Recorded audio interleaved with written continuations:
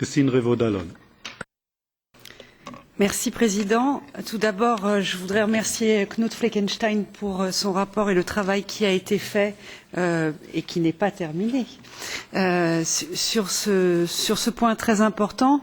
Ce rapport a quand même considérablement modifié l'approche libérale du texte initial de la Commission et il faut le saluer, en laissant une marge de manœuvre aux autorités compétentes pour garantir des missions de service public et imposer des critères liés au respect de certaines normes sociales et environnementales ou à la continuité du service.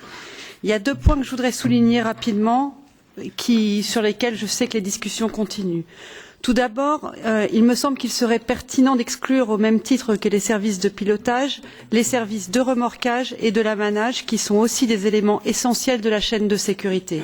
Ces 3 services ne se limitent à des prestations commerciales mais assurent des missions qui sont liées à la sécurité des employés, des infrastructures et à la protection de l'environnement.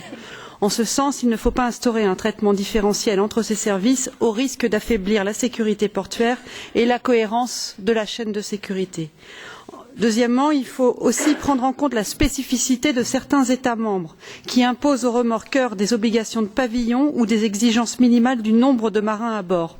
L'objectif de cette réglementation ne peut être d'encourager et faciliter l'entrée de nouveaux prestataires opérant sous pavillon de complaisance qui exercent une pression à la baisse sur les standards sociaux, la qualité de l'emploi et la sécurité des ports. Dans cette perspective, un compromis équilibré pourrait donner la possibilité aux États membres qui le souhaitent d'exclure ces services. Enfin, il est indispensable d'intégrer une définition claire de l'autorité compétente.